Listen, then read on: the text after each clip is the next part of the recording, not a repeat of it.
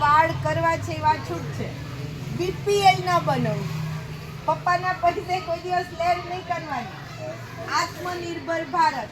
તમે જ્યારે પૈસા કમાવો ત્યારે તમારે વાપરવાની છૂટ. અત્યારે સિમ્પલ બ્યુટી રહેવાનું.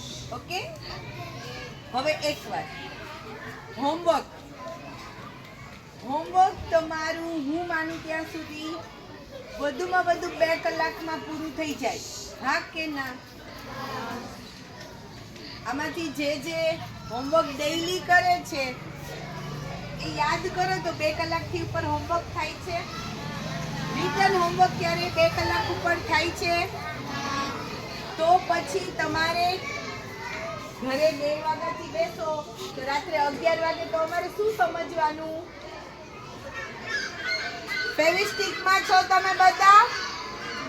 એક વખત હોમવર્ક કરવા બેસો એટલે રમત વગર મોટેથી બોલી એકેકા એવું નહીં, એકેકા એક દુ તમને તમારો અવાજ સંભળાય એવી રીતે બોલીને હોમવર્ક કરવાનું, જેથી તમને જલ્દી યાદ રહી જાય ને લાંબા સમય સુધી યાદ રહે. આજે કયો વાર છે? આપણી ટેસ્ટ ક્યાંથી ચાલુ થશે? શનિવારથી ને? તો હવે 5 દિવસ પછી તમારી ટેસ્ટ સ્ટાર્ટ થઈ જશે. અને એ તો કેવી છે, એક વખત સ્ટાર્ટ થાય પછી નોન સ્ટોપ. વેનસડે એમાં જો મહિનાનો પહેલો સોમવાર આવે એટલે કઈ ટેસ્ટ આવે? સ્પેલિંગ ટેસ્ટ આવે ને? તો તમે સ્પેલિંગ પાકા કરો છો? જે નથી કરતા એ હવે ચાલુ કરી દો. ઓકે બાળ મિત્રો, ભણશો તો આગળ વધશો. પણ તમે અમુક મારા ઘણા બધા બાળ મિત્રો બહુ ડાયા છે, બહુ સમજુ છે, પણ અમુકને હજી કેવી ટેવ છે ખબર? મમ્મી પપ્પાને એટલું હેરેસમેન્ટ કરો છો ને, હોમવર્ક 4, 5, 6, 7 કલાક સુધી ચલાવો. હોમવર્ક હોય પાછું કેટલા પેજ લખ્યા હોય ખબર? 2 પેજ. જે આપણે સ્કૂલમાં 15 મિનિટમાં 2 પેજ લખી લઈએ, એ 2 પેજ ભાઈ અથવા બેને 5 થી 7 કલાકમાં લખાવો. પછી તમારા મમ્મી પપ્પા ન થાકી જાય? સાંજે તમારા મમ્મી પપ્પા ફ્રી હોય તો એમને એવું થાય કે છોકરાઓને ક્યાંક બહાર લઈ જઈએ, રમાડીએ, વાતો કરીએ, સાથે ગેમ રમીએ, કંઈક મજા કરીએ. પણ તમે હોમવર્ક લઈને જ બેઠા હોય. પછી ઘરનું વાતાવરણ કેવું થઈ જાય? ઘરમાં શું ચાલુ થાય? તાંડવ. તમને ગમે તો હોમવર્ક ઓલવેઝ 2 વાગ્યા સુધી મસ્ત જમી લ્યો, ફ્રેશ થઈ જાઓ, પછી 2 થી 4 માં હોમવર્ક પતાવી જ દેવાનું. કેટલી વારમાં? બપોરે 2 વાગ્યાથી 4 વાગ્યા સુધીમાં હોમવર્ક બોલીને લખીને પાકું કરીને પૂરું કરવાનું છે. પછી શું કરવાનું? રમવાનું. 4 થી 5 1 કલાક સરસ રીતે રમી લો. પછી માનો કે 5 થી 6 તમને એમ થાય મારે બહાર રમવા જવું છે, તો બહાર રમવા જાઓ. ફ્રેન્ડ સાથે સાયકલિંગ, સ્કીપિંગ, ઘણું બધું છે. ક્રિકેટ મેચ તમને તો બધાને બહુ ગમતું હશે.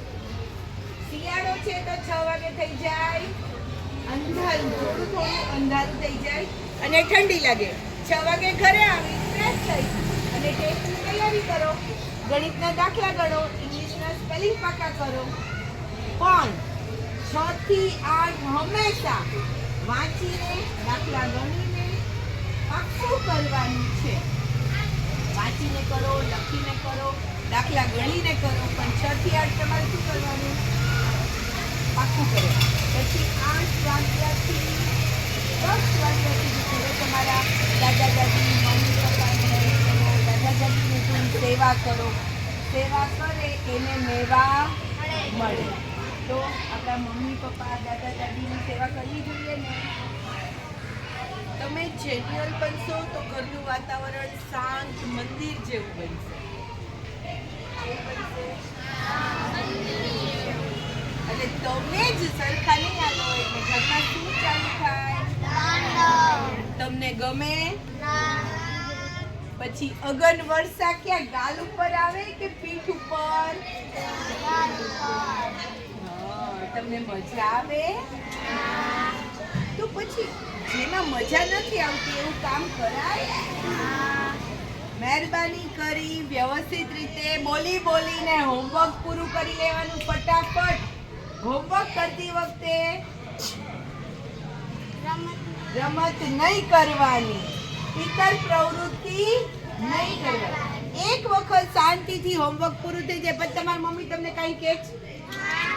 એક વખત લેસન પૂરું થઈ જાય તેમ કે હાલ બીજી વખત કર, હાલ ત્રીજી વખત કર એવું કહે છે? હોમવર્ક પૂરું થઈ જાય મમ્મી નહીં શાંતિ, તમારી શાંતિ. પછી 2 કલાક આરામથી રમો, ફરી પાછું 2 કલાક સરસ રીતે લખીને ગણીને વાંચીને પાકું કરો. થઈ જાય? ઓલવેઝ ટાઈમ ટેબલ પ્રમાણે ચાલો, કારણ કે તમે ઘેટા બકરા ગાય ભેંસ કાંઈ નથી. તમે કોણ છો? તો માણસ હંમેશા સમયસર જ કામ કરે. ખ્યાલ આવ્યો? કોઈ સિંહ, કોઈ કૂતરો, કોઈ બિલાડી ઘડિયાળમાં જોતા આવડે? કોને આવડે?